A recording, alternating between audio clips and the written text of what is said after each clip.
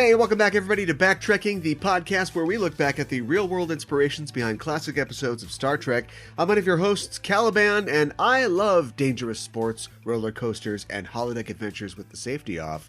I'm joined on this episode by my co-host. I'm Gooey Fame, and I'm scared in a library. It's one of the worst places to be scared. Yes, and we have returned to explore the stories behind your favorite Trek shows. And today we're talking about two stories that deal chiefly with that most primordial of emotions, fear. The 1990 TV miniseries It, and the second season Voyager episode, The Thaw. And this is a listener request. Yes. Casey Kasem, yeah. Yeah, I really appreciated that.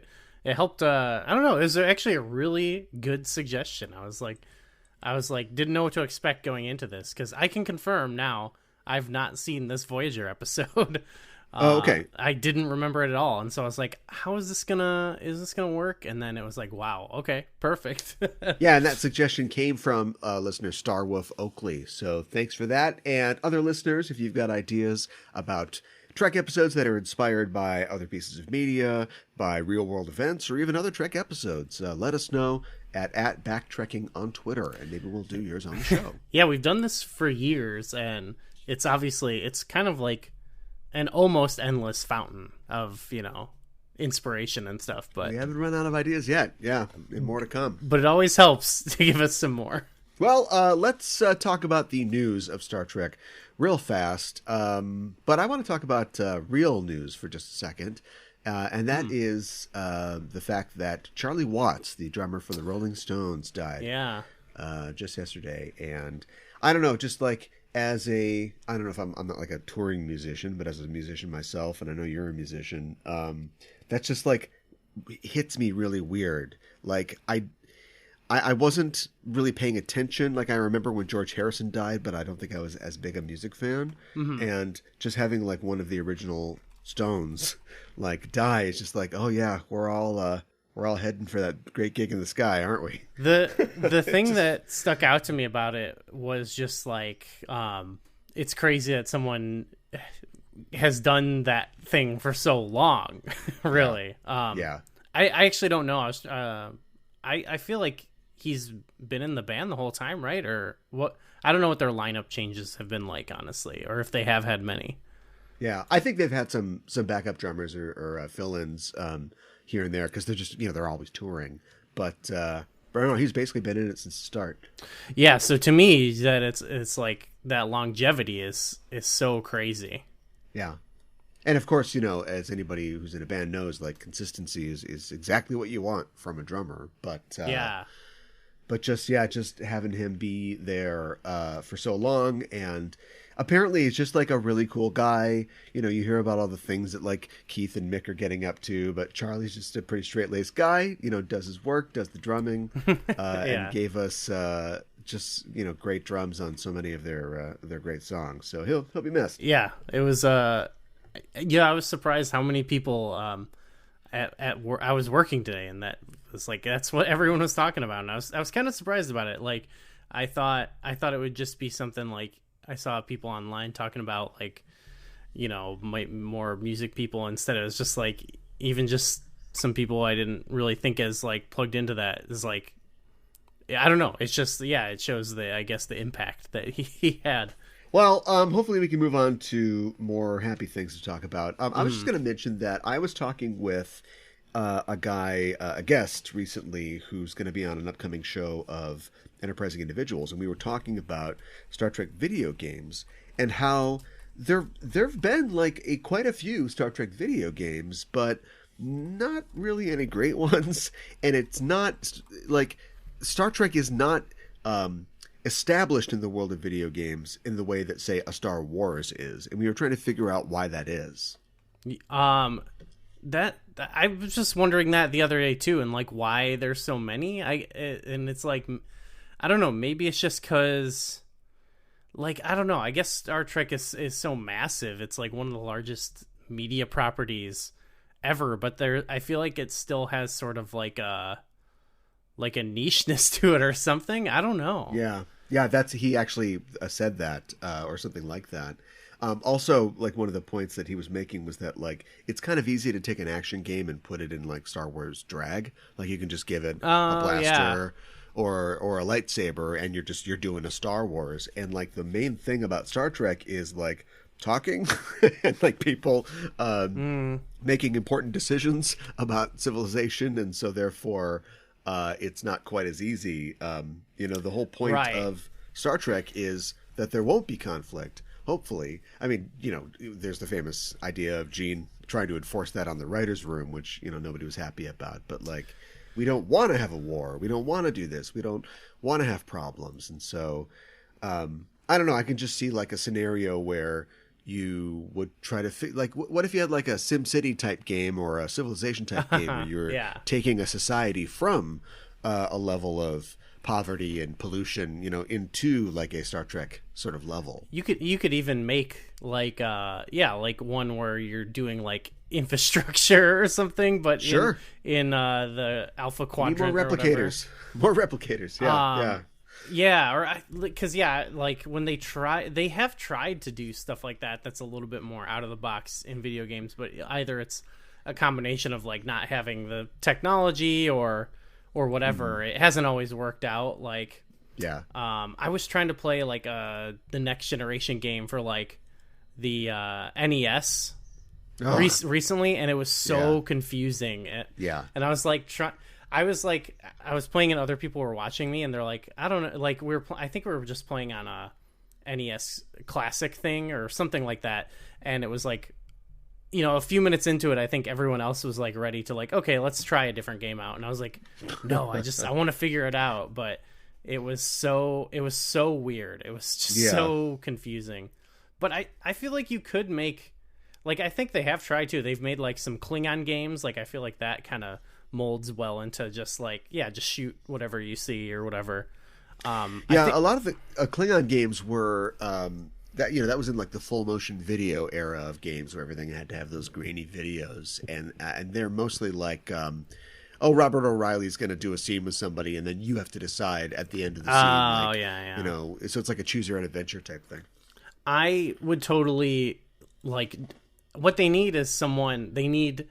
I just don't know how hot the property is that anyone would want to pick this up, but like we need just like a Ubisoft Klingon game, like Assassin's Creed Chronos, that would be perfect, where you're just like, you could make a little Klingon world and you can go around and like kill guys and stuff, and like, you don't have to think about like the Star Trek, the Starfleet morality of it or anything.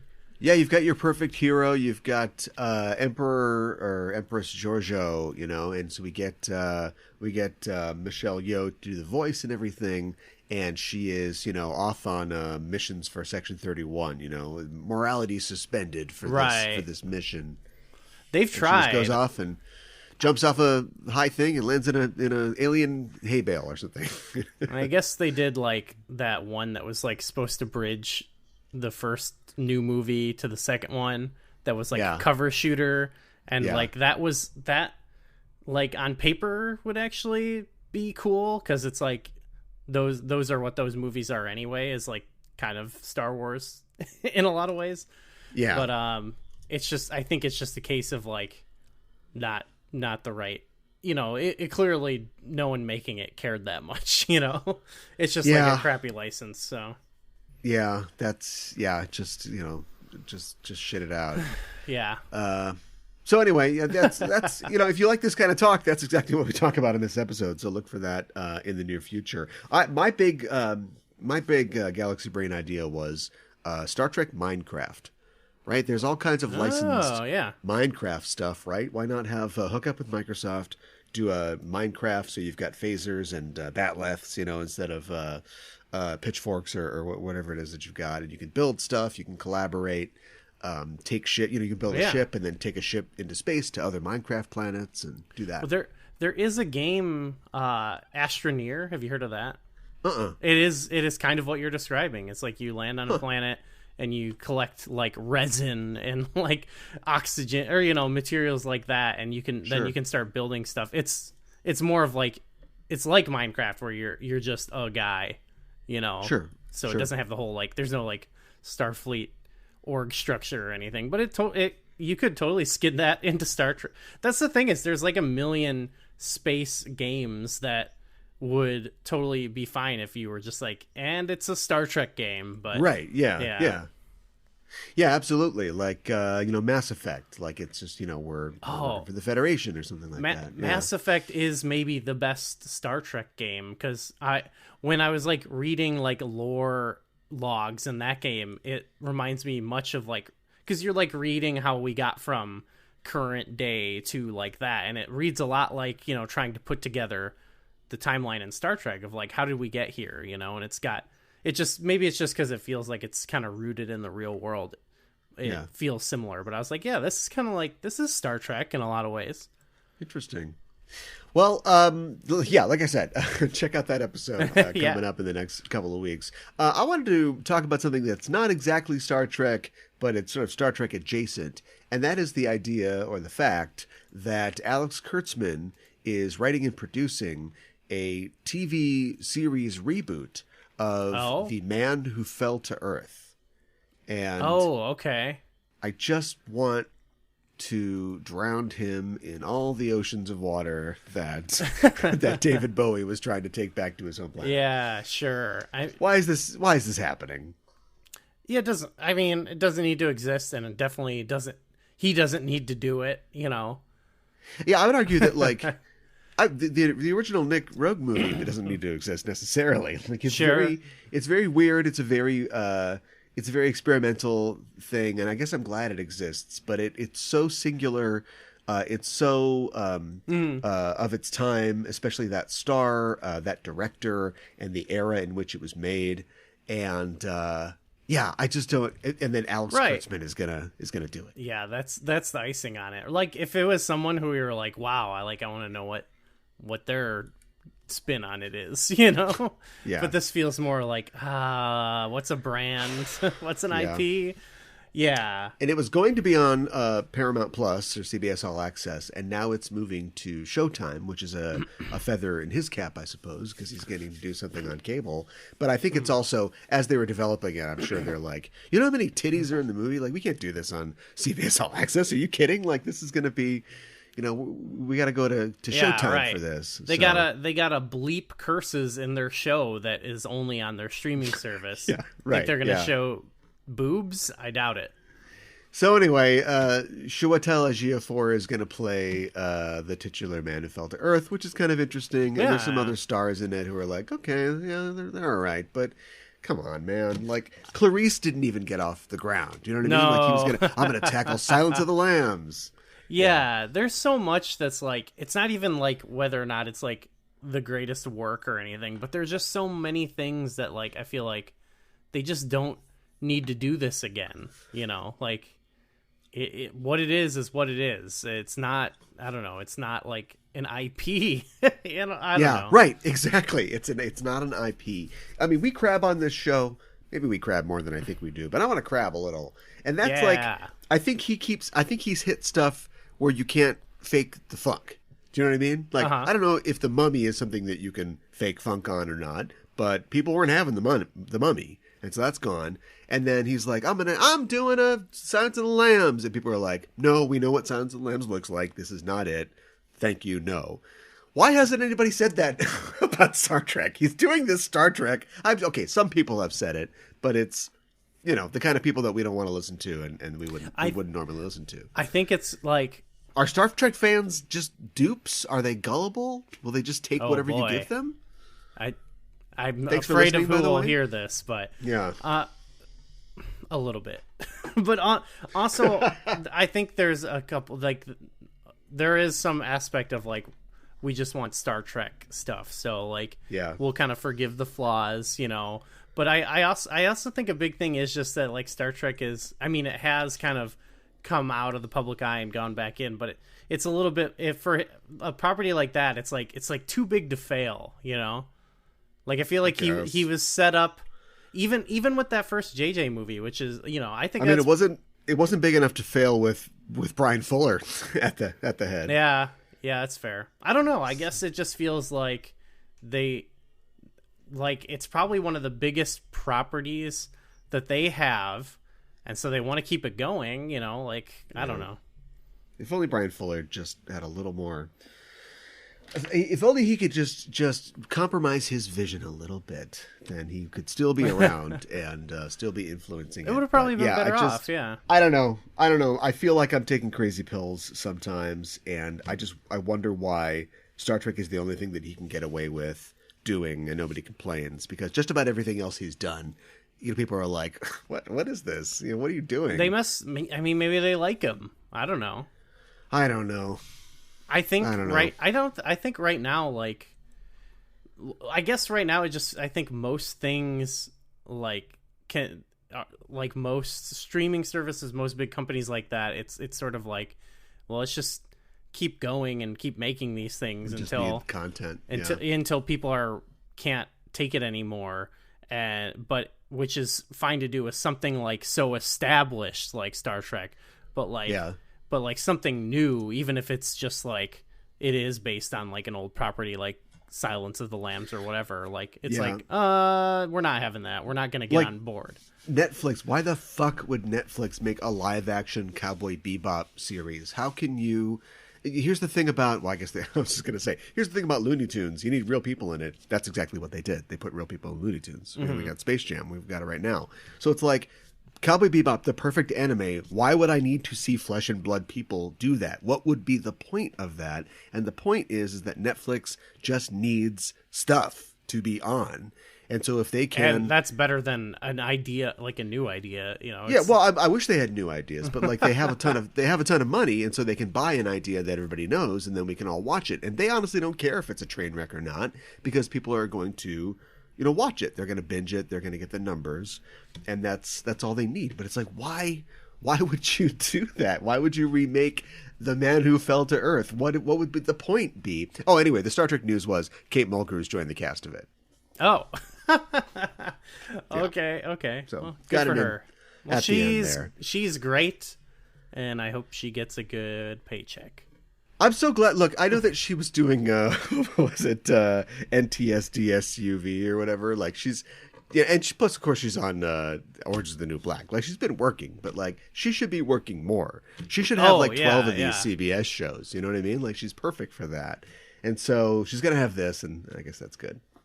Yeah, why? Yeah, there should be or just like a Janeway thing. I guess she's going to be in. Well, we've got Prodigy. that now. Yeah, it's coming up, so we'll see. Apparently, you know, I guess Chakotay's going to be on that show too, and I'm like, what? Hold on, wait a minute, roll it back, hold on. And they got Tom Paris coming. Yeah, right. So okay, but I'm just like, why the hell would Chakotay be on this show about a hologram of Janeway on a ship in the middle of nowhere if they're not like married? They're gonna make Janeway and Chakotay a couple as canon, and we riot. That's when we riot. Yeah. No, that's too bad. Unbelievable. All right, well, let's get to our featured subject for this week's episode. You know, fear isn't a rational thing. You can tell yourself there's no reason to be afraid, and yet your body and mind are hardwired to fear that which we don't understand, the unknown. When you're a child, you don't understand how the world works, so literally anything can become a source of fear, a fear that can hound you even into your rational adulthood. Thankfully, most of our irrational fears are totally unfounded.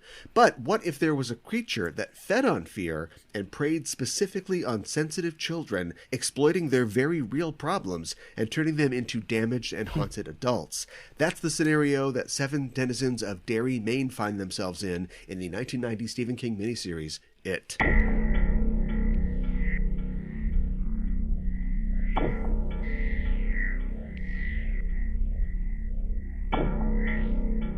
Why are you guys anywhere? We're sort of a club. Yeah, the Losers Club. You want in? Yeah, I do. Hey, we're 7 now. Lucky 7.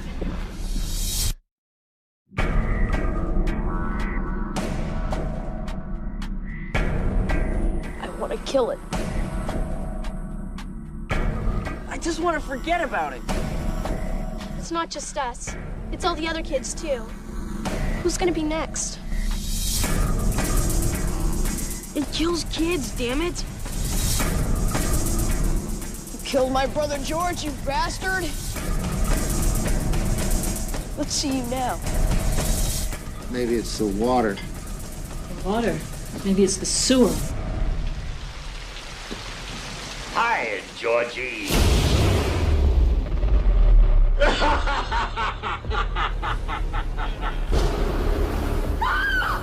You're not real! You're not real!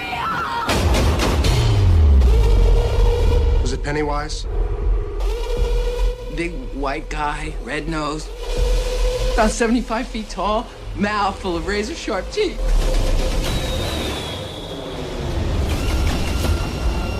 You smell that? That's death. Losers fight it. Losers die. They all flow.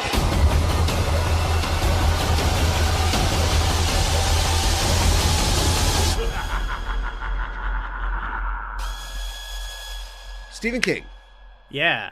your mileage, where's it at? You know what? Stephen King, he's like, well, I see him post all the time now. And I don't mean like Stephen King, the poster. guy. I mean like, yeah, I mean like his books, you know, as an author. I mean, I read a lot as a middle schooler, like, because it was like kind of not like edgy, like I'm an edgelord, but it was like, oh man, this is pretty spooky, you know. I think that's when most people encounter him. Yeah. But I haven't read a lot beyond that.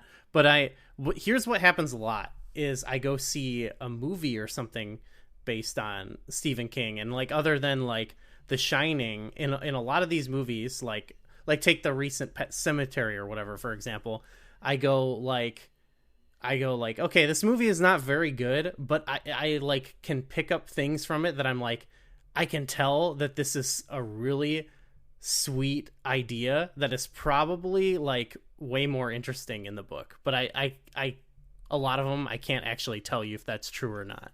But I've read like Carrie, and some other, you know, some of the other like big ones that not it though. But yeah, I like Stephen King. I just don't, and like the stories that he's come up with. But I guess I'm more familiar with the movie adaptations than the books. You know, at the same time, probably in like early high school is when, like, you know, we all discovered Stephen King all of a sudden. And so, you know, I definitely went through, you know, the top 10 at that point. And of course, I mean, he's still, you know, ready today. But, and yeah, I think I read The Stand in about a week, and it was the unabridged version. So yeah, I was a fast reader. And so like, that was like, you know, the cream of the crop. Right around then, like The Green Mile was coming out, and so he was doing, you know, trying that thing where he was doing a serial novel. And he's definitely had a long enough career that he's been able to try a lot of different stuff. But I'm glad that he's healthy, and I'm glad that he seems to have beaten a lot of his personal demons, but I think he was a lot better writer on drugs. You know what I mean? Like, his 70s and 80s stuff is like great, and now he's doing, I don't know, you know, 11, 22, 63 or... That's what I mean. I feel like he's like become like just like a weird poster guy. Yeah. Like, and you can definitely... Yeah, right. Yeah. And you can definitely see like his fingerprints on all of his stuff, even his good stuff. He has his pet themes. He has his almost ironclad structure that runs through all of his, you know, horror books. For somebody who presents such scary things, his books are very predictable, and they almost always follow the same structure. You know, there is like an outsider character who's kind of a loner. Maybe he's in the military, but he's got a heart of gold. There's a woman who is, for some reason, undesirable. She's a divorcee. She's a single mom or something, you know, but she's tough. She's really tough. Then there's usually like a mentally disabled character in some fashion. There's the business owner guy who's like, oh, I'm going to tell you what to do. And he's going to try to go crazy at the end and kill everybody. It's like these archetypes are in every single thing that he does.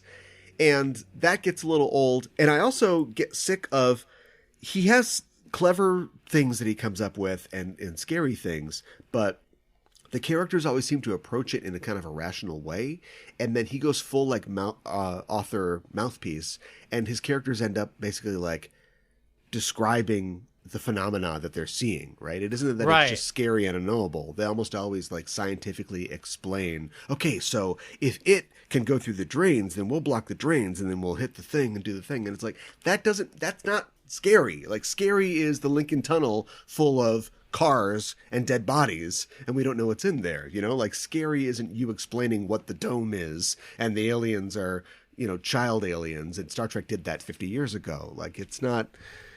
he has this, like, he's like the Riddler. You know how the Riddler, like, has to send Batman a riddle? He can't just rob a bank. He's got to tell Batman he's going to rob the bank. It's his compulsion. Stephen King is, like, compulsed to tell you how clever he's being in his stories. Right. Because there is something it always shines through, even I think in some of the bad adaptations I've seen of his, where, like, on its surface, the story is, like, you can describe what it is in, like, 3 words. You know, it's like scary clown, you know, or something like that. Yeah. But then underneath it, it's always way more than what the premise sounds like.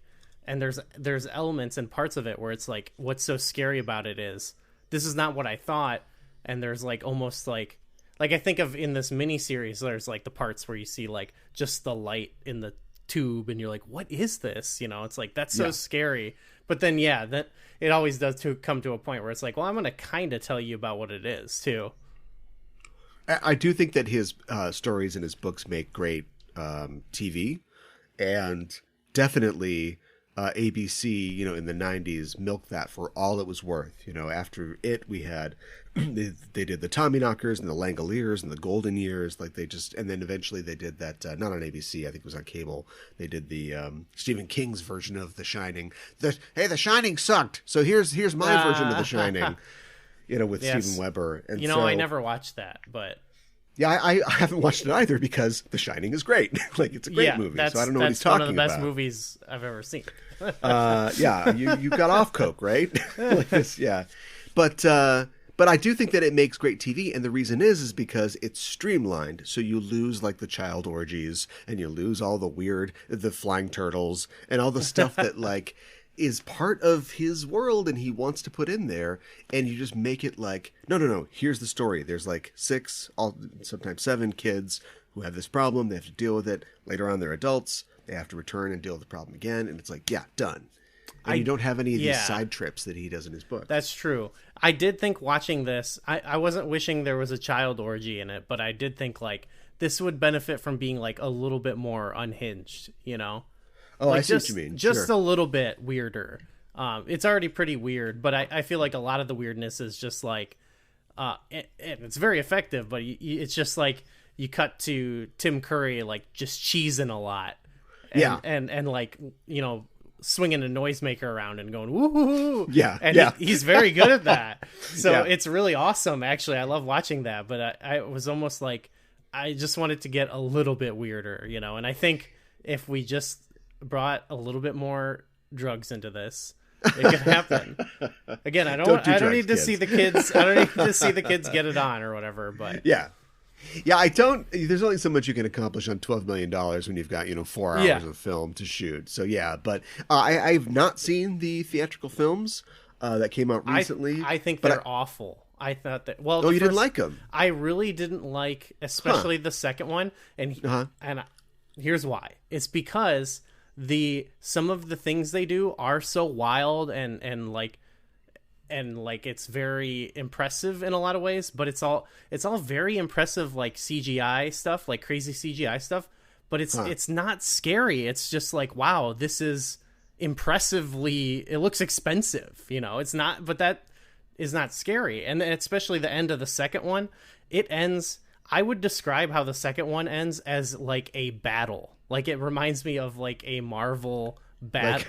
Endgame or something. Yeah, they're like running around, and maybe this happens in the books, you know, because they did expand more in the movies than because I think they had a little bit more time, I think. But like there's all these like big crazy things happening, and like it has this sort of like cadence to it, or like this tempo to it that reminds me of like watching the end of Guardians of the Galaxy or something. And I was like, this is like big and expensive, but I was like, this should be like scary. It should, and that's so that's what I like about in this one. It's like even though there's not a lot of it, like those little moments they do have where it's just like I don't know, like the blood thing in this in her like bathroom, it's not as impressive of a shot or whatever, but I think it's scarier just by fact that it is a little bit more restrained, I guess. Right. Or not right. CG even, I don't know. And it isn't just like, on the ceiling and just completely, yeah. See, that's weird because I would think that the movies would be exactly what you want, which is a little more money, a little chance to go a little weirder, than the flat TV lighting of an ABC 1990 production. But that's interesting, huh? I have to say that I plan to watch them at some point. I did, like when they came out, I've already told you how I felt about Stephen King. So when they came out, I was like, well, I don't need to see those. Yeah. But having watched this for this episode, and I did watch this in 1990 when it came out, but I didn't really remember anything about it. I do think that this is a solid story. I like totally. The idea of this story, and I don't know how many sort of obvious metaphors Stephen King does. I would guess a lot, but I do like the idea of childhood trauma being this thing that affects you. In this case, it's a real live razor sharp teeth clown, but that something can stick with you, throughout your entire life, and that you are haunted by it, and you get a chance to. If only I could, shoot between the eyes, my fear of failure in front of an audience or something like that. But these people get the chance to go back and just kill this thing, and it's people. There are a million YouTube videos about how goofy this thing is. Having watched it like just recently for this, it's absolutely goofy, but I think it knows that it's goofy. Oh, well, yeah. and I thought it was just so earnest. Like that scene at the end where they're just literally tearing the spider apart with their bare hands and ripping the heart out. It's like, yeah, they would just be, this is everything that they have feared their entire life. All of their frustrations, and Bev's boyfriend is beating her up, and what's his name is he can't commit to it. All of their frustrations are just like being vented on this giant spider thing, just fuck this guy. Yeah, I just felt that. Yeah, and I liked it. It does a good job of like because they kind of, it's like they got to face him again, but I like it does work with like when they face him as a kid, they do just kind of like shoot him, and it's like if only it were that simple, I guess. I mean, they do kind of face their fears a little bit as a kid, but like when you get to the point where they're like tearing him apart, that's really what nails it in, nails it home, I guess. And Eddie's just died too, I guess. Yeah, true. I mean, I liked Eddie. Yeah, Eddie was cool. I think Eddie was my favorite loser. Are they more open about kind of what's going on with Eddie in the films? I don't remember actually.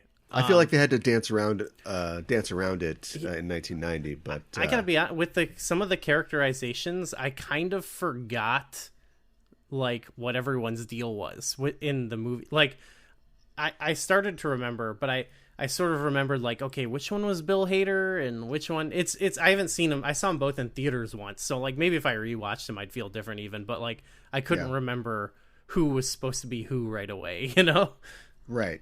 Bill Hader's the comedian, maybe Richie. I think so. Yeah. Seth Green in this one.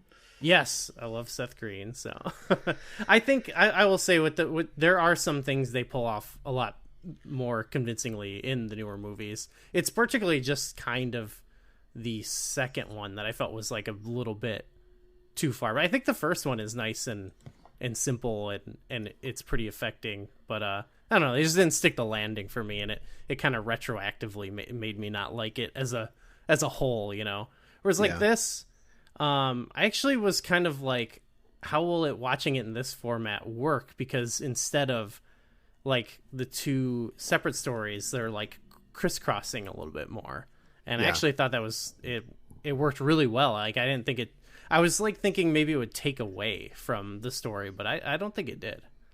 Well, when I heard that for the second film, for the second installment of the film series, that they were going to bring the kids back and do more, I was like, well, wait a minute, isn't it just the losers in, I guess it'd be the 80s in the movie, the 50s in the show, and then the adults. But it's like, no, we're still seeing like a little bit more is being revealed. Of course, at the beginning of the miniseries, we're already joining Mike, and the girl that it kills to start the new cycle has already died at that point, so that's where we're picking it up. Right. Like they do bleed into each other, so I can see that happening in the film as well. Because even after in this one, after they beat him and now they're adults, like there's still more context that they get from flashing back and stuff. Yeah, I liked. There's some stuff that's like kind of scary. Mostly because it's just weird. I think that's one of King's strengths, especially with this story, is like taking these little things that as a kid you just become obsessed with things, or you don't understand how things work, and so they become scary to you. And so there's some things that work really well, and there's other things that are just kind of funny and weird. Like when was it Ed? When Ed goes and takes a shower, and all the shower heads come out and they just start chasing him around. It's like, it's so silly, but it's just kind of creepy for some reason. Like you can imagine that happening. And I think about all the showers that I took in gym class, or like I had swimming lessons in the summer, and like being like 7:30 in the morning, and I'm taking a shower so I can get in the pool, and just being alone and thinking about like what could happen. Like, yeah, it kind of works. That's like a prime example that came to my mind of like the differences between the two versions, and like how like that to me was scarier than just seeing like a really cool effect, like a CG effect. But even though it is kind of like, it's a little weird, and it's not, it's like goofy, yeah, but it to me that's more, it's like it was way more effective. Yeah, and then there's something like the swamp zombie, which is Bill's dad or whatever. Hey, Bill, what's going on? I'm a zombie. Actually, where he was just seeing his dad off in the distance, that's maybe the scariest thing in the whole movie to me. Oh, you think so? Yeah. Okay, not so much the zombie part, but just the like. I think it's because it's combined with that little like that tunnel that's almost like a Zelda dungeon entrance. Yeah. And they're so like it's kind of mysterious before they kind of like are going down there, and then like it's his dad there off in the distance, and I don't know, there's something like unsettling about that to me that maybe made it the actual scariest thing. I think it was inspired by Stephen King had read stories or heard rumors about the sewers in Bangor, Maine, and like the things that they contained, and so that sort of inspired. But I don't know why there's like this like castle or something, or whatever it is on the edge of the swamp that like leads to like this warehouse or factory or something. It's like that. It's just a fancy drainage system. I don't know. And the most persistent bullies ever. It's not like these bullies are bored. They're like, those guys dissed us. We must follow them into the depths of hell and now murder them. They're gonna kill them. Yeah. Yeah, we have to kill these guys. We need greasers to come back, though. That was another problem that the new movies had, is they didn't have, since they weren't flashing back to that time, they didn't have greasers.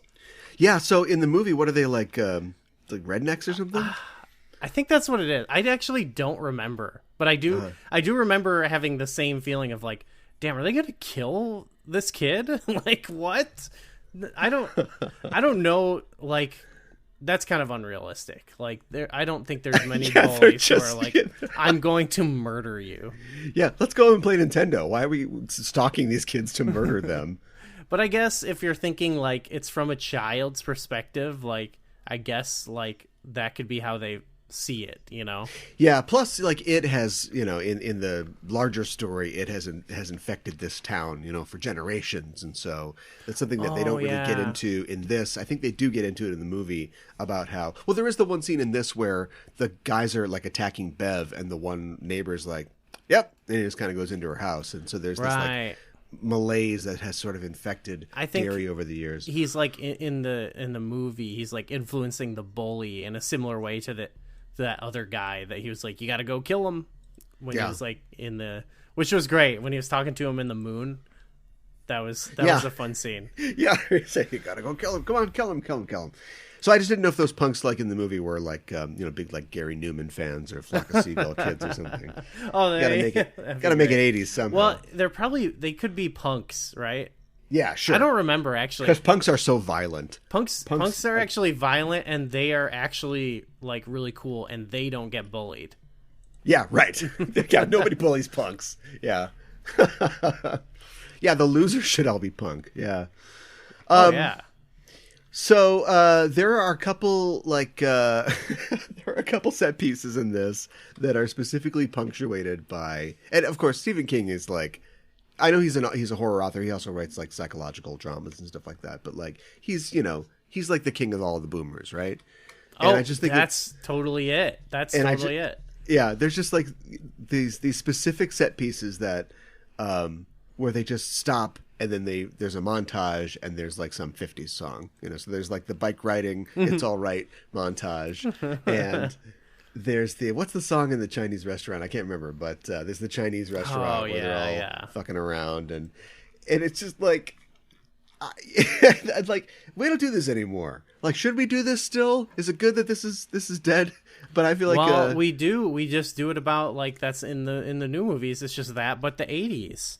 Oh, so they're like, I ran so far away or whatever, and there are scenes like that, and I specifically remember. There? That's interesting. I don't know if there's not like montages like that, but there is that like nostalgia is a part of the movie, like specifically like the one kid who writes the poem.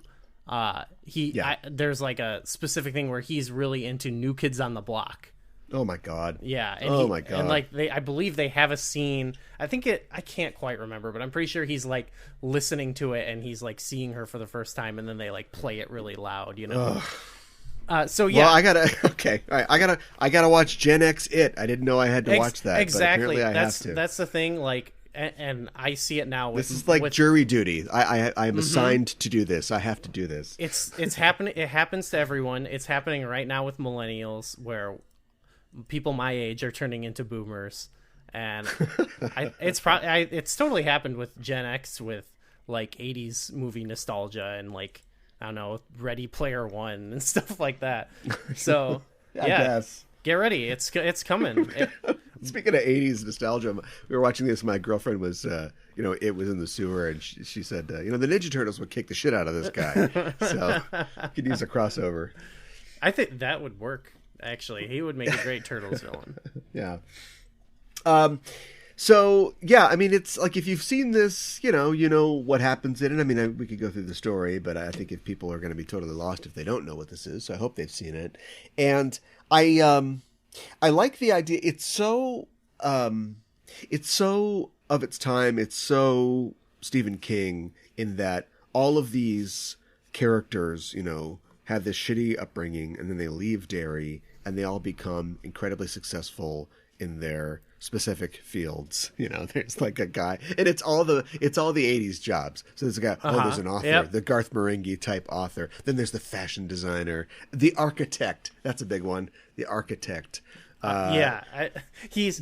How many architects do you think were on the cover of Time magazine? There's maybe. Yeah, I know. I bet there's been a few. I'm not going to say there haven't been, but because we can show Harry Anderson, opening for Leno or whatever, so we know he's successful. But how do we get across that this is a very successful architect? He's on the cover of Time magazine. Yeah, I did see like someone online somewhere say that like the people were miscast, and I didn't think that at all watching this. I don't think so. Yeah, I thought everyone was like pretty good.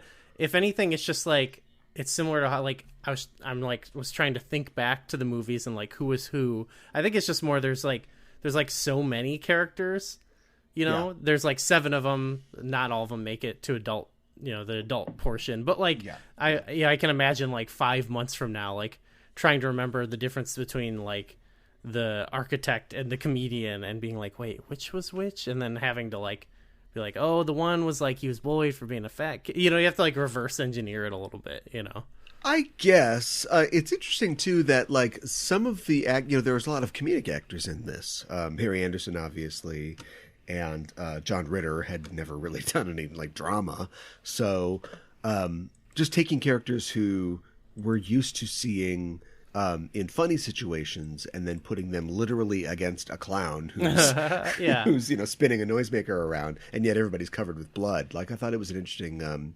juxtaposition. Yeah, definitely. He's very funny.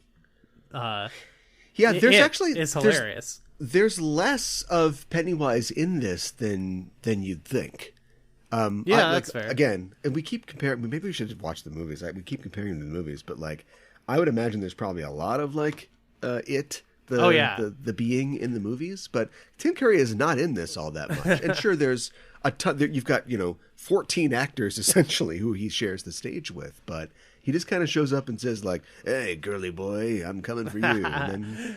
In the movie they do a lot more of like coming up with like unique, really scary situations to show him in, and there's something about his look where you're like looking at him and it's like, he don't look right, whereas in like this it'll just be like they're driving down the road and then he's like on the side of the road going right, yeah.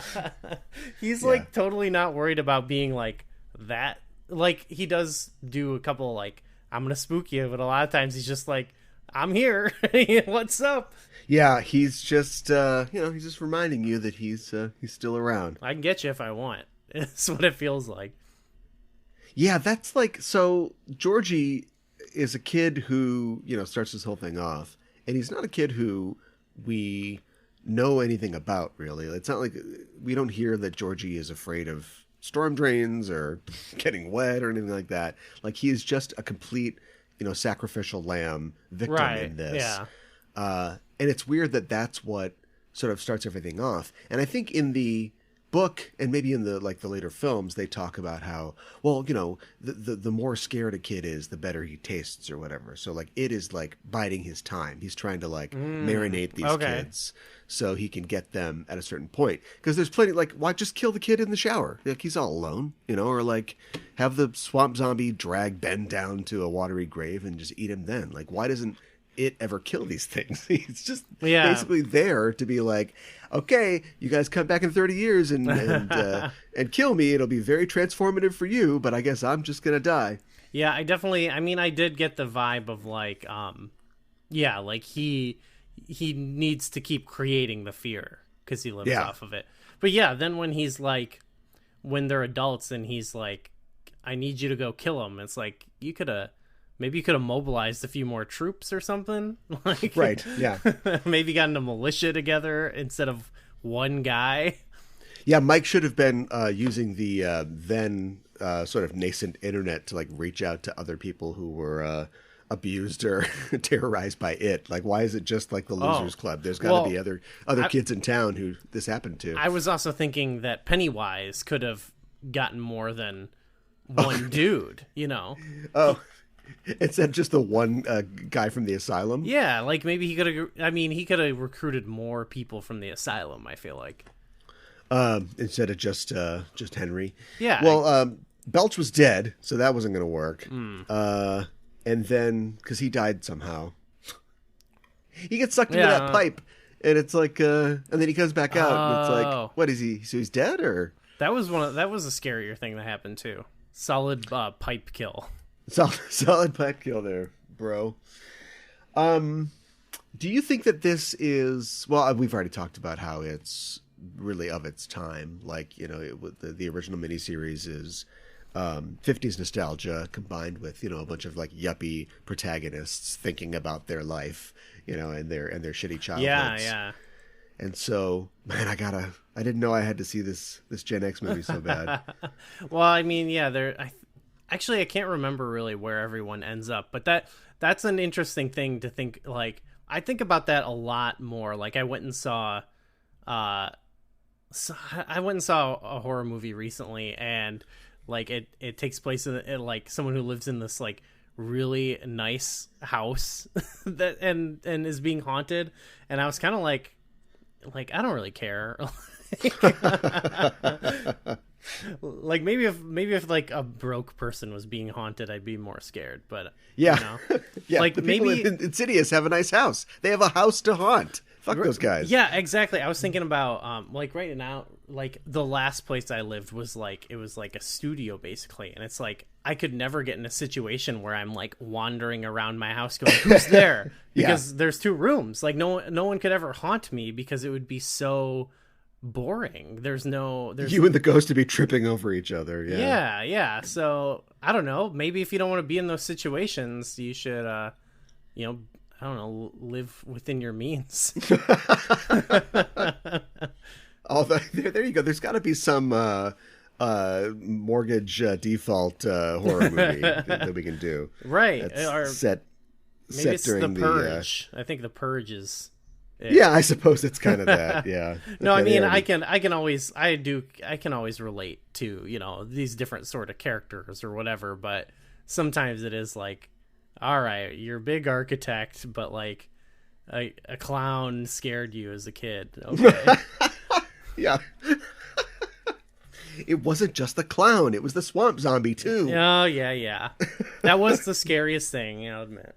I guess I'm never going to read the book, but I wonder if I'm sure the book also delves more into the idea of abuse and the idea that many of these fears are, stand-ins for abuse, which an 80s TV show can't handle. But I think that's what's going on here. I'm very certain it does. Well, one, because I know they lean a lot heavier into that in the movies, I think, again, because they have a little more time. But I also watched this with someone who had read the book and said, like, for certain scenes, she was like, oh, there's like more of that in the book, like of like a specific scene, and they were a lot of the scenes to have to do with like abuse and stuff like that. Like there's a lot more of like stuff with the girl's dad in the book or in the movie. Sure. I know, and apparently in the book. So, and that makes a lot of sense because it's about all these things coming back to kind of haunt them. So, and it also, I guess, a theme that always stands out, and I think they tried to do it too in the new movies is like kind of the, the darkness that is actually in some of these small idyllic towns, Yeah. Like they had like in part 2 of the new movies, they had like a gay couple get harassed by some people, but then also like I think Bill Hader was gay in the movie, and I think like there's a scene where like Pennywise is like homophobic to him, and it was like that's not cool, Pennywise. But like I think they were trying to get to the idea of, like we think of these like beautiful New England towns as like sure these it goes hand in hand with the nostalgia. We think of like the nostalgia of the time, but there's like this darkness that's baked into a lot of American life that goes hand in hand with it. Yeah. The old ways and the old ideas, ways of thinking and doing stuff is not always the best thing. And I think there's something to like the clown imagery that is also supposed to connect to that, because there's like times where they find like material from the time when clowns were more prolific, and it's like, oh look, here he was, Pennywise the dancing clown, like. Mm-hmm. It just makes sense that it kind of ties historically into that. And they talk about all the bad things that happened in the town's history and stuff. So I think they do an okay job of it, but I feel like, the book, I bet, expands more on that. Clowns are still a thing. Yeah, but I think probably not as much as they used to be. Especially because now, like, the scary clown is such a thing. Yeah. That it's like, I feel like it seems so much more novel at this time. And even then, like, scary clown had been a thing for a while. So if they remake this in another 30 years, what do they replace the clown with? So something from right now? Because, like, I feel like we've already passed the point of, like, it being, like, Barney. Because now we've got the stuff like Five Nights at Freddy's or whatever. That's right. Like It'll the be Chuck E. an animatronic Cheese bear. Yeah. But in 30 years, like that will be too like it has to be something like now that seems wholesome but is weird. Maybe like it'll be like Elsa. Yeah, it'll be a Marvel superhero. Yeah. Oh, yeah, a superhero would be really good. Wolverine, really wants your blood. what if Superman was evil? I don't think anyone's ever thought what if of that. Superman ripped the top off the White House? What would we do then? Somebody call that clown with a bat. It'll be Harley Quinn. That's who the clown will be. Yes. And she'll be all sexy but scary. I think that, yeah. You'll be scared stiff. Exactly. And then you got the clown. Oh, that's perfect. All right, we did it. We solved it. So we can move on. And we will do that. We'll take a break for now, and we'll be back in a little bit with more backtracking. How would you describe Just Enough Trope? We are the Just Enough Trope podcast. I'm your host, Caliban, joined as always by my co-host. Hi, I'm Mikan Hana. Oh no, does this mean they can hear all the things I yell at the TV during Downton Abbey? Why did you do that? How do you plead? Let the game begin. Yeah, check these fresh moves. Oh! Don't shoot man in face. This isn't the Save Gotham fundraiser. It's the Chill Family Reunion. Master Yoda assigned a Padawan to this bold Jedi. I think it's pronounced Padawan. Oh, Padawan, excuse me. Hey, it's getting late. I think Ralph's going to want his motorcycle back. Go jerk off the pictures of Jean Grey. I am freaking getting old. Yeah, I noticed the life clock was blinking in your hand. Get out of here, Wilson. Go fight the Teen Titans or something. I'm unkillable, not unwoundable. You like Sailor Moon, right? Why don't you sail on his Oh, wow. Just Enough Trope. News, reviews, and geek fondue. Every Monday on the Just Enough Trope podcast network. Loving me never have a say. You so sorry. What? Okay, we're back, and it's time to talk about the Trek side of this equation. Star Trek doesn't deal much with fear. After all, boldly going is right there in the tagline. Likewise, horror isn't a genre that Trek employs very much. Ghosts aren't very spooky if you don't believe in God. And the only fanged monster you're likely to see is your Starfleet coworker. But the men and women of Starfleet are still human, even the aliens, and they still have relatable hopes and fears. Fears like not measuring up, like failing at your assigned goals, or being trapped in a Cirque du Soleil mind prison run by Lenny from Laverne and Shirley. That's a popular one, and that's exactly what Harry Kim finds himself facing in the second season Voyager episode, The Thaw. A cosmic tragedy looks like a glacial freeze. has a few lone survivors. Captain, their minds are active. Sounds like we ought to get them out right away. But this rescue mission is a living nightmare. You're here without an invitation. Trapped in a world of pure imagination. This is not reality. The only thing left to fear You scared them to death. is fear itself. On Star Trek Voyager. There was so much for me to be surprised about with this episode. I remember, I, like a lot of people, I've been through Voyager once or twice, and I remember being not super impressed by this the first time I saw it. And maybe I'm just easily influenced by the internet, but I started reading people's reviews and what people had said about this episode. And this episode was fairly well remembered, I think, by the public. And then watching it again this time, I was like, no, this is a pretty good episode. It's a little wacky. Oh yeah, it's whacked. But it's kind of wacky in the way that some wackier but fun TOS episodes are. Yeah, it has a very TOS feel to it, doesn't and it? So that kind of endeared me to it. But then but then there's a few I think a few tent poles in this episode that kind of hold it up. And then you kind of drape this cloak of wackiness over it, and it really worked for me. Yeah. I think just Michael McKean or whatever as the clown really sold the episode to me. He has this job where he has to sort of be a Pennywise type character or an evil clown type character, but he's not doing, he's not trying to play the Joker or anything like that. I like that he is weird and unpredictable, but also I think he really benefits from having his whole cast of characters, that he's sort of in charge of. And so he's doing stuff and he's looking for approval from them, or they're mimicking what he's doing. And that gives it a really unsettling kind of feel. Yeah. And I was, afterwards I was I felt like I was kind of inspired by his performance, and I was like, okay, I want to know more about this. And I had read that, he was really quick to agree to do it. Cause he was I get a Trek fan. Yeah. Yeah. And so I actually felt I felt like he was bringing something that did remind me of some of those weirder TOS guest appearances. Sure. And it I don't know. I think it just really gave it just a very classic Star Trek feel, and I think it was a lot because of him, like and like you said, his side characters and stuff, but just his character in general really made me. It was a feel good episode in a weird way, you know. It just felt cozy. I was like, this is Star Trek, you know.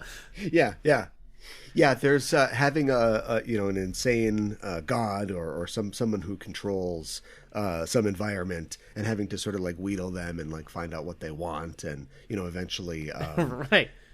turning the tables on them. That's a classic Star Trek move. It kind of helps that they've like done this a lot. Like I was sort of thinking of like Moriarty in TNG, where I was like, where like this guy knows like his deal. You know, he knows that he's not like in the same world as the people he's interacting with, but like he's just trying to survive. And even though he's like a clown that likes to scare you, you kind of like understand his plight in a weird way. So they do a good job of like having the like, maybe this was influenced by It or something. I think they probably were in some ways, but like having that like scary horror element, having the sci-fi element, but then also like humanizing him. Like it's doing a lot in one episode with this character. Yeah, and unlike Moriarty, they just kill him. Like I think that's so. We've talked before, I think, on this show about how a lot of Voyager plots are TNG plots that they sort of revisit, and because you don't want to do the same thing, they do something different. Right. And so I feel like a lot of times Voyager, without really exploring this idea, finds itself on the wrong side of a lot of the decisions that it makes, which it is making simply to not, agree totally with TNG. But in this case, it's like, yeah, she just kills him. She's just like, goodbye. And like and Janeway becomes the monster at the end. I thought that was so great. That was awesome. Everything's disappearing. The lights are going down slowly. And he's like, I'm afraid. I know. This was maybe the best ending of any episode ever. Yeah, and it because just ends. It was so different. Yeah, it's that just was over. So awesome. I did think about that though, because they also find all those pods, and it reminds me of the Neutral Zone, where they find all those guys from the 80s. And in that, there is a discussion of like, should we bring them on board? Should we revive them? Should we have left them? Like that was in this, but they were just like, yeah, we'll bring them on board and figure out what's going on. Yeah, and that and her like just killing him in the end, like I think could make sense in the theme of the show, because they're kind of out in the Wild West, and they're like, they have to kind of just like make decisions you wouldn't normally make, and they do episodes about that where it's like, no, we're gonna stick to principles. But like then there's times where I feel like they could point that out and they don't, Yeah. And so it's a little weird.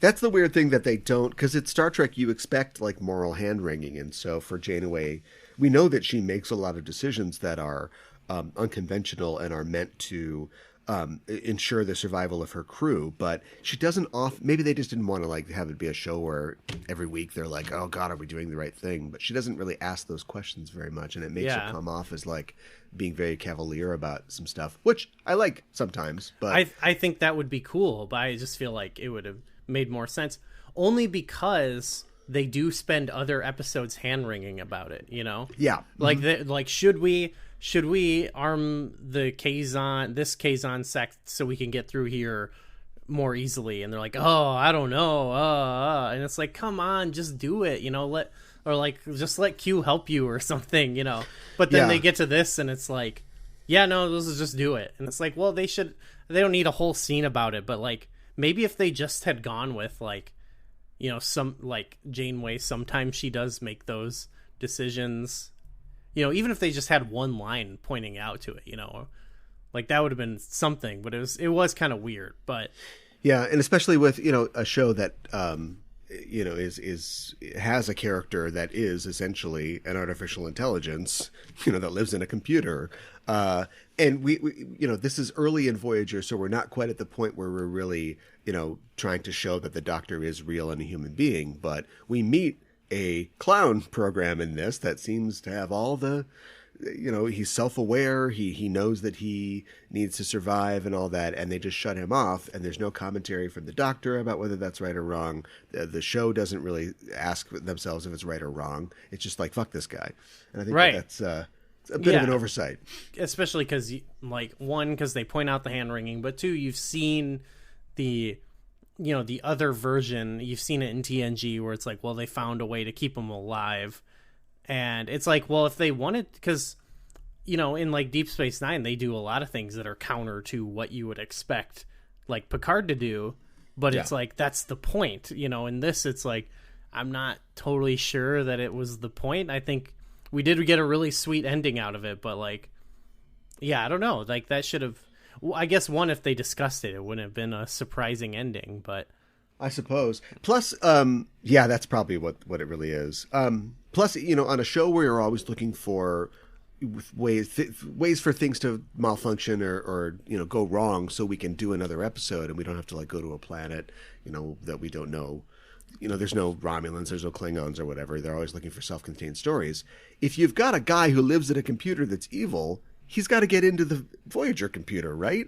And so then in season 4 or whatever, it's like, oh my God, something's going wrong in the ship. And it's like, I'm back. And suddenly it's Lenny again. That would be sweet. I wish they'd done that. They didn't. No, okay. Because you could have told me he came back, and it's like, that'd be cool. No, he never comes back. Aw. Well, he was great, and I liked his whole look and everything. It was, like, cool, like, space clown. Like, how do you... Yeah, it like, said clown without, like, red nose, it type thing. Yeah, it was like... I think there's a million ways that could have been wrong, but, like, his look was very simple, and, yeah, it looked really good.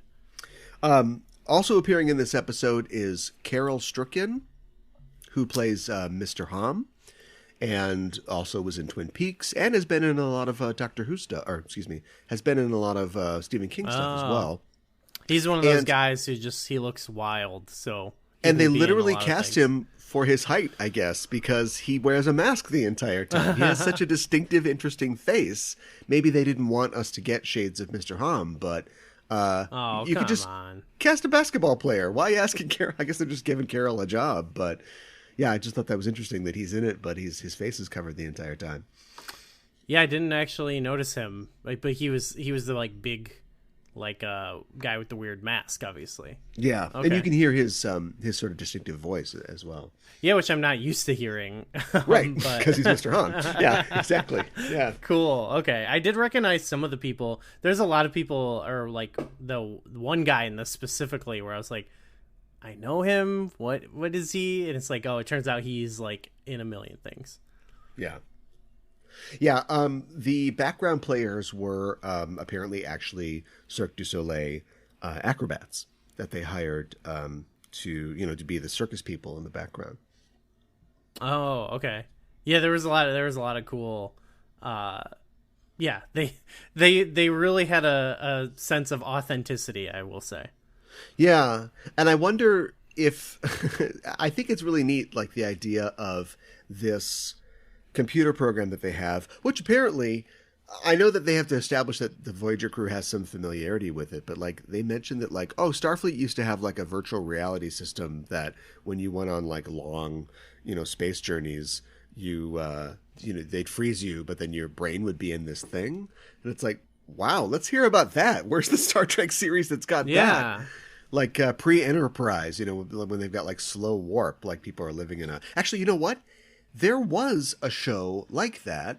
Somebody should steal that idea. They already did. In 2009, Ronald D. Moore and his writing partner, Michael Taylor, developed a series called Virtuality that was going to be on Fox. And the idea was it's this crew of people and they're, in a spaceship, but they put their minds into this, virtual matrix reality, to kill time. But one of the crew like commits suicide and like dies, but then they're still in there, and so they're like, stalking and haunting everybody in this world. Whoa! And it never got past the pilot stage. But I remember watching the pilot and thinking, oh, this is a pretty good idea.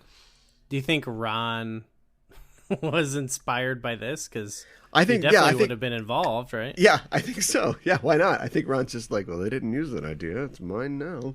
Yeah. I mean, it feels like, because he even was like, I mean, I guess Battlestar is like based on an old thing, but it is also kind of like, oh, I get to kind of like do my own Voyager a little bit. Sure. Maybe, like, I don't know.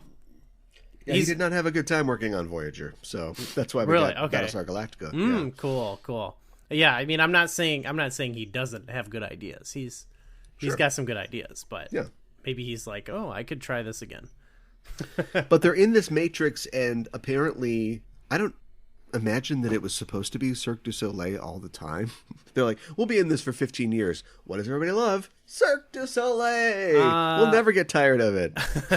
Well, I forgot, like, I don't really remember the lore of this episode, but maybe it got, like, stuck on there when he was like, well, I'm gonna kill you? Like, I don't know. Yeah, and the idea that their computer is designed to respond to their desires and their emotions, but somehow there's no limiter, I guess. There's no solid safeties because it sensed their fear about, the process that they were using to save, their planet and to redevelop it or whatever. And their fears about never waking up from this sleep. And that like created out of whole cloth, like this being whose whole job was to torment them. Like that's a really, it's an interesting idea, and it's too good to just kill off in a cool moment at the end of the episode. It was so sweet though. Like the ending was cool, and I was like, I liked thinking like, dang, Janeway's a killer, like. Yeah. Well, it wasn't her technically, but yeah. But it was her idea. Yeah. So she was like, I've come with an idea to kill this guy, and then I'm going to send myself in to like taunt him, basically. Yeah. Because they do establish like she would respond to you how she would I'm responding to you how she would respond to you. So it does kind of show you. I think they did that too, because up until that moment I was like, well, we can't have this whole episode and not have a scene where the two of them interact, because I feel like they would have a great dynamic. And so like I feel like they established like, yeah, you basically get to see them talk. Yeah, they whipped that hologram up pretty quick, but yeah, but it worked pretty well. Yeah, no, good plan. He should come back in Picard. There's still time. Yeah. They're are like, oh, we gotta, like, say they gotta go back to the old Voyager. They're like, oh, we got the old computer log here. And they're like, wait, what is this? Right. And they turn on the clown. The clown is down. I like it when they make fun of Starfleet in these things. Like, they're our heroes, but they are kind of ridiculous, and they wear pajamas everywhere. And I like it when villains or just characters like make fun of Starfleet. And I love when the clown is like, "Oh, you're so great, you're in Starfleet," and he gets like a giant communicator badge like on his chest that he's like, smack.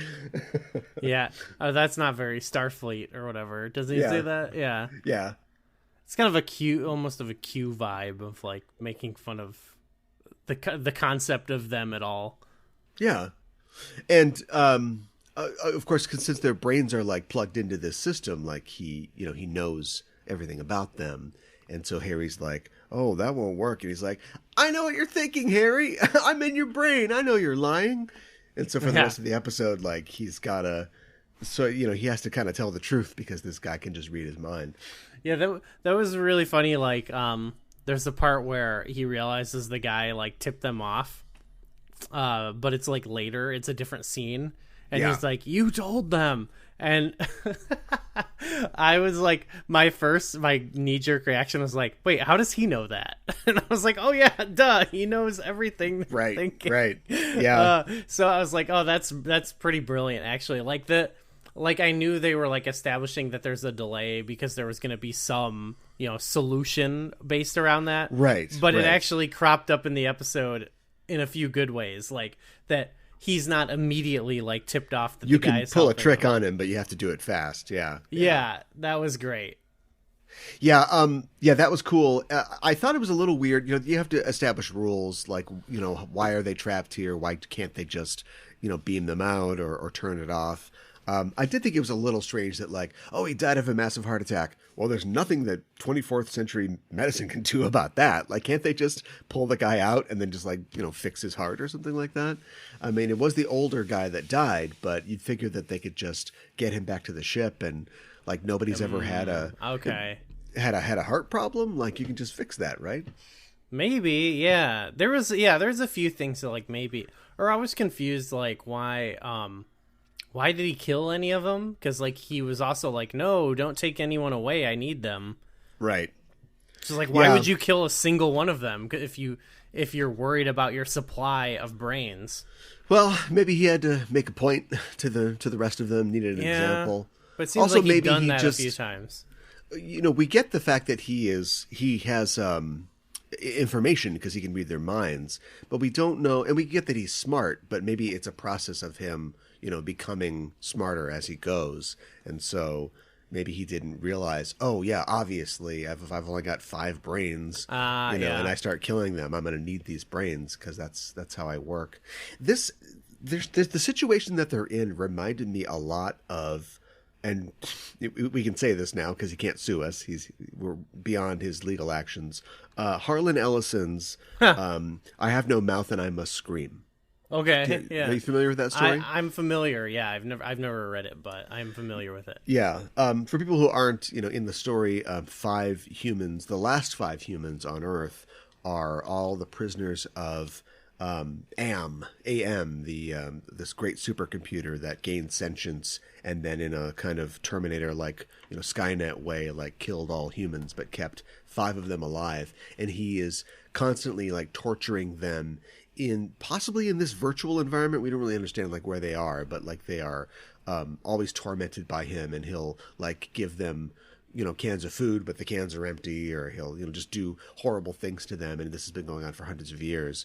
And it reminded me a lot of that. Like he's like the clown, like Am, is this sort of mad god who just exists to torment you, and will, you know, he'll kill you if you don't listen to him. But he really just wants, it's his desire to continually mess with you, you know, for the rest of time. That's fair. And he probably, you know, if he can read their mind and stuff, he can probably know who in the long term is gonna not work out.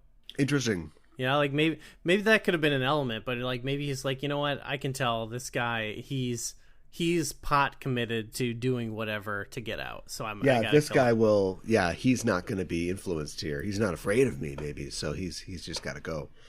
Maybe that's what happened to the others. I don't know. That's interesting. Speaking of fear, Harry has some very specific fears. None that will, I think, ever be mentioned again on the show. But what the hell were Harry's parents thinking, taking him to this disaster area where he's seeing like young girls with their skin melting off or something like that on the operating tables and stuff like that? What the hell, Mr. and Mrs. Kim? Why were they there? Like they were there reason, to like, right? Yeah, as relief workers. I think they were there to like help out, but Harry is apparently just wandering around like a triage hospital and just seeing horrific things. Maybe they like were like, wait here, you know, and he like got up and explored, you know. Okay, Harry, here's a bunch of aprons. Just bring these around to all the workers. And that scene was, don't look too close. I gotta say, that scene though was another tentpole of this episode. Yeah. One, Michael McKean's performance was so sick there, but then also the doctor moment was like such a cool, like, I don't know, that was awesome. Yeah. Not because it was like a funny, you know, it tied to the doctor thing, but also because it felt so cool that it was like of course the doctor's here, but like, I don't know, just introducing him at all was like, okay, now we've hit a new gear of the story. Yeah, this doesn't really read or get remembered as a Doctor episode, but the Doctor does have some great parts in it. Yeah, he makes sense as like kind of this. Well, he was like the mouthpiece, which is cool, and it became like a hostage negotiation. Yeah, like there's so many like hats the episode wears. You know, even if it is like a little sloppy on some things, it's like really cool in a lot of ways. Yeah, that sequence where he is scaring Harry about his experiences, and he gets it's. I don't think it's all one take, but there's a lot of long takes where we're kind of cutting back and forth, and things are being like added, you know, off screen. So it's like that feeling of being in a dream or in a simulation where suddenly things can appear. Like there's chains on you all of a sudden, and now you're on a bed, and now he's got a knife. Like those are very scary things. And the director of the episode is a guy named Marvin Rush, who didn't direct a ton of Star Trek, but he was a director of photography for a lot of episodes. So every once in a while he got to do an episode, and this is one that I was reading that he was really connected to, and I don't know why exactly, but he talked about the script and about how he had faced a lot of fear in his own life. I'm not exactly sure what those fears were, but he was saying that like this was like a really personal story for me, like the idea that you need to confront and overcome fear, and so he put a lot of like his heart and soul into the work on this episode, and I think it really shows. Yeah, I mean, I feel like we've already mentioned it enough, but like I think that last moment of the episode was very inspired. Like the way the light slowly drains from him, like the lighting is actually really cool there. Like the way it's shown off his face or whatever. And yeah, it felt, I don't know, that got me. That was like a perfect little bow. It's probably due to Marvin. Yeah, I think it's definitely down to Marvin, and just him, wielding Janeway as a character as like the assassin of fear. Like she's gonna kill fear. I was like watching this, and then I was thinking about all the hand wringing and stuff like that they could do and stuff, and then I saw, the next episode is Tuvix in the season. And I was like, let's go. I didn't watch it, but I'm gonna watch that probably tonight or something. Just see like kind of a different spin on things. Yeah, I don't feel like season 2 of Voyager gets held up as being something particularly special or memorable, but we do have this episode. Of course, Tuvix is next up. 2 episodes before was the episode Deadlock, which I think is a real strong episode with the 2 Voyagers, and so it's that one's sweet. It's there's a lot of good stuff in season 2. Voyager in general, like the ones that I've liked, like this made me think of the Flatliners episode we did, because it did feel like, well, one, they were like kind of like going into, like there was Dream like this worlds. whole weird medical aspect to it too, but like it did feel like, let's just take like kind of a fun movie. Like it really felt like, what's a movie from, I don't know, 1990 and make an episode about it. And so I think that's sometimes what's fun about Voyager is like it does do, like we did the Alien episode, it does like, these kind of one-off like action stories that are really fun. But it sometimes works against the premise of the show itself, maybe, but I don't know. Okay. Or like maybe just what I mean is like the overall premise of the show, I feel like isn't fully worked out, Yeah. Maybe they don't work against it, but it doesn't serve it either. It's weird because, Voyager, I don't know if it's a complicated premise, but it's a premise that they definitely had trouble honoring. And then you look at something like Deep Space Nine, which has like the most complicated premise of all time. It's a widower who's lost his wife recently moves to a space station on the edge of a territory that was recently occupied but is now rebuilding. And we haven't really come up with this yet, but there is a wormhole that leads to death for the Federation, an entirely evil Federation on the other side of the galaxy.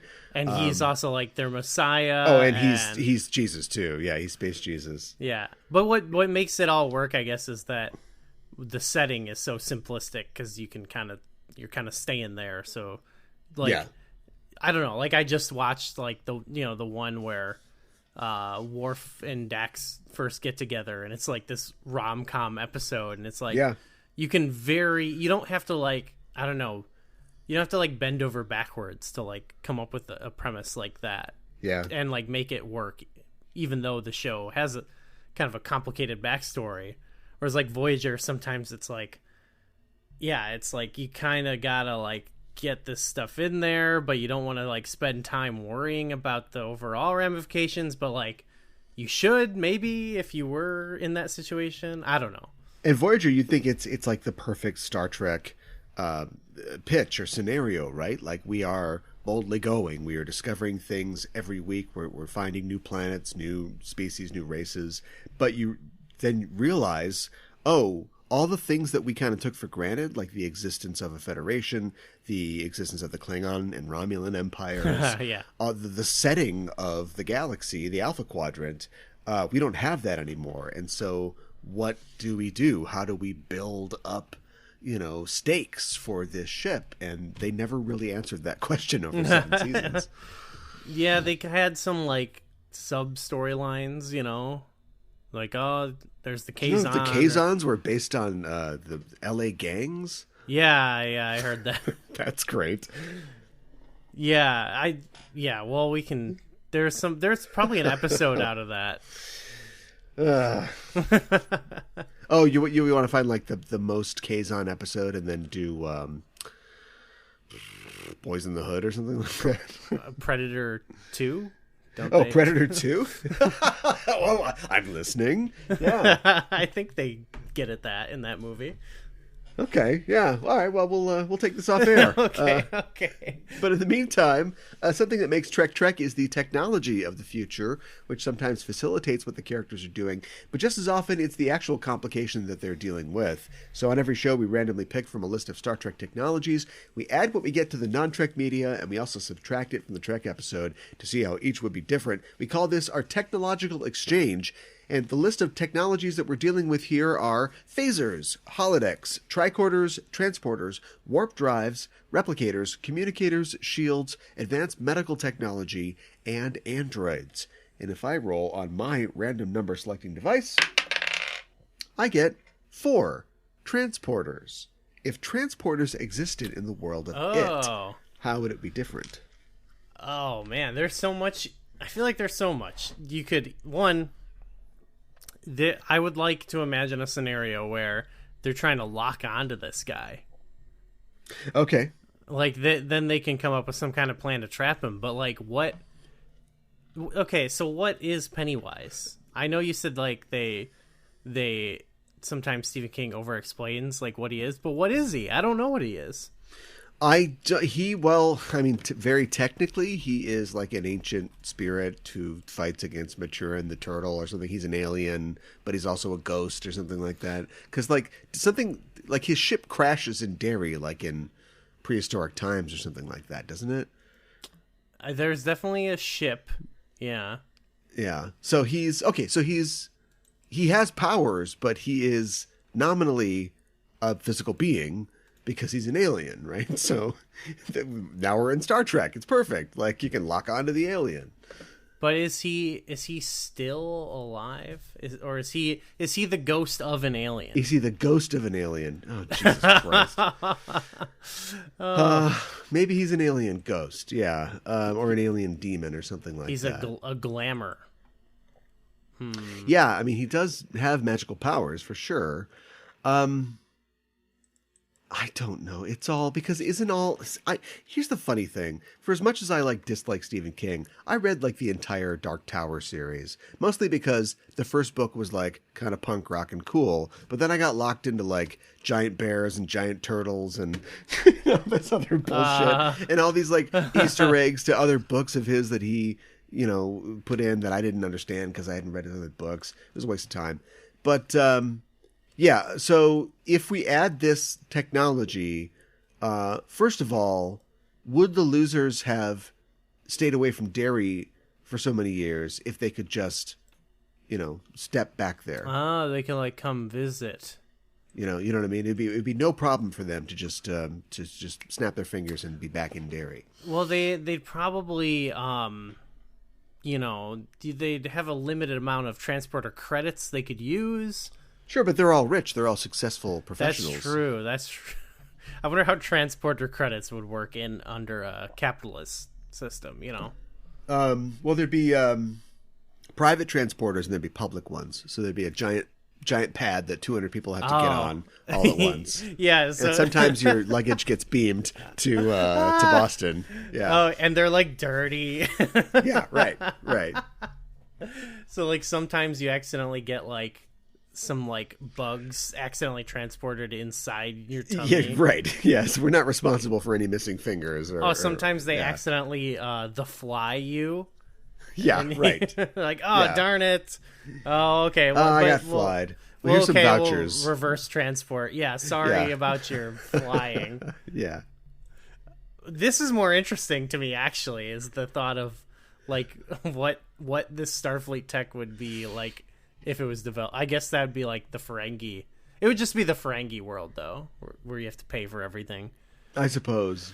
And then some author insert character would have to explain to you in great detail how the transporter works. So we all understand. It's been established. But you do have a good point of like that's another big theme about this is like coming back to your old town, and there's this guy Mike who never left, and like what's his life like compared to yours. Like I actually relate to that a lot of when I go visit home, and it just something doesn't feel right anymore, or you see someone you used to know and it's like it's just weird. It's not scary necessarily, though you can think of bad things that happen, but there is like a weirdness to it. There's also the sense that, and I don't know if this is like a bug or a feature, but like they don't remember a lot of it. I don't know if like it's something to do with it, like because he doesn't want them to remember, because otherwise they just go, let's buy machine guns and then just go down to the sewer and kill this thing.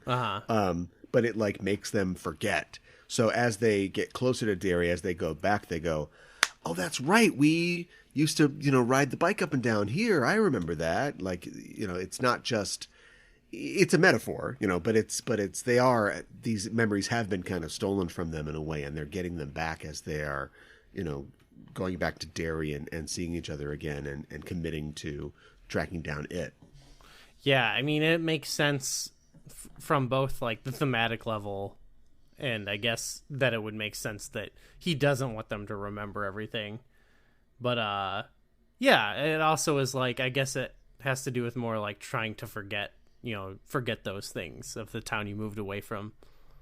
Yeah, and your horrible abusive father and stuff like that. Yeah. If this is the thing that we're adding, the technology or the element that we're adding, then it has to be involved in the action, specifically the climax. So I think they would beam its heart out of its body. That'd be pretty sweet. That's how they get it out. Without tearing it out, they would like beam it out and then like step on it or something. Into a jar or something. Yeah, right. And then they'd capture it. Yeah. It would have been great to see, I don't know if transporters necessarily would have to do with this, but them try to scare him, But not just by like tearing him apart, but like doing pranks on him.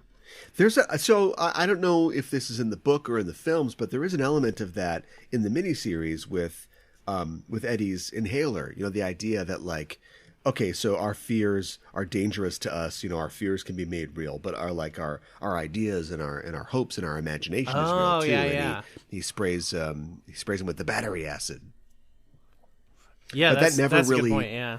But that doesn't, I don't know if this is just like coked out like Stephen King, but there's no consistency to that at all, because Eddie has that, and then Bev is really good at a slingshot, and I found 2 blobs of silver, like 2 earrings or whatever that you can shoot, and so do that. Like what? It's a little, it's a little random. I think it probably is something that just works better in long form in a book, Yeah. Where it's like, I don't know. It's like in something like this or like the movies where it's like you almost, I don't know. Maybe you don't need it. Maybe you don't need it all to make sense, but it just does stick out as a little weird in this. Yeah, you definitely don't need it to make sense, but that's something that Stephen King often he wants you to know. That all makes sense. So let's move on to the Trek episode. There are no transporters in this world. A world that is completely virtual. That's true. They do a virtual world. Yeah. So I guess they'd have to take a shuttlecraft down to the planet. Here we go again. Oh no. This is one of the worst ones. I'll tell you one thing. If transporters don't exist, that means that in the pilot of Star Trek Voyager, Caretaker, when Chakotay sets the Maquis ship to ram the Kazon ship and disable it so that Voyager can escape, they would not be able to beam Chakotay out and save his life. So Chakotay would not be a part of this show for sure. Well, that's great because he's not in this episode. Yeah, and he didn't add anything to the series. But so wow. So we'd get rid of him. All right. So without Chakotay cool. as the leader of the Maquis and as a smoothing force for the hot-tempered B'Elanna Torres, who would several episodes after that break, her superior's nose, I think that B'Elanna would end up organizing the Maquis to rebel against Starfleet rule and Janeway, and we'd have a much stickier situation on our hands. We'd have a cooler show, honestly. Well, we have the show that we were promised, but yeah. You're right. Yeah, instead of just like occasionally the Maquis being like, I'm mad that I can't. I'm mad. It's just like employee grievances instead of actual conflict. And yeah, I mean, maybe they would have found the clown and she would have joined forces with the clown. Yeah, let's use the clown. Yeah, use him to our advantage. Put the clown to work for us. Yeah, you hate to have the clown unleashed upon you. It's interesting, though, that, we think about the transporters being such a big part of Star Trek, but I love the fact that they've crafted an episode here where most of the Star Trek technologies are not really featured. It's a very self-contained kind of story. Yeah, it goes back to, I think when it wants to, it does do these really, out-of-the-box, self-contained Star Trek stories really well. I think that's attributed to a lot of people working on it had been making Star Trek now for a while. Oh, you know? Yeah. So even though there's overall elements of the show I don't like, I think they've gotten just the aspect of writing an episode of TV down to a science almost. Yeah, for sure. I think we said that too in our Enterprise episode. Last episode, it's just they're, even when they're not, they're still pretty good at it. Yeah, they know what they're doing. Well, should we tell people what's coming up on the next episode of Backtracking? So for the next episode, I think this is the first time we're going into Lower Decks. We're talking about the episode Veritas, which has a reference, but I guess the overall episode could be seen as a reference to the Drumhead. Yeah. So that'd be cool. This, as soon as, I guess they need to make more Lower Decks episodes, but this whole show could just be Lower Decks, just things that are inspired by the previous Trek episodes or whatever. We could Lower Decks flip the entire script. Remember? And just do a Lower Decks version of this show. But comparing those two episodes, one that inspires another. So it's another Trek on Trek for next week. It's sort of a Rashomon too, right? So it is. Although they can't reference that because I guess they don't know what that is. So, although Harry does remember the Wizard of Oz, apparently we find out in this episode. Oh, okay. Well, because the clown sings "Somewhere Over the Rainbow." I think there's always room for a Wizard of Oz. For sure. Episode. So they should do that. Although they don't own it though, because that's not Paramount, I don't think. Come on. Well, that's it for this week's Backtracking. Thanks for listening, and if you like the show, tell a friend and follow us at Backtrekking on Twitter, and tell us too what you think that we should look at in future episodes. Gooey, tell the people where they can find you online. I'm on Twitter. I'm at GooeyFame. And I'm at K1IBAN on Twitter, and you can find all the shows on the Just Enough Trope Network at Just Enough Trope on Twitter. And that is it for us for this week. We will see you soon, and until then, keep on trekking.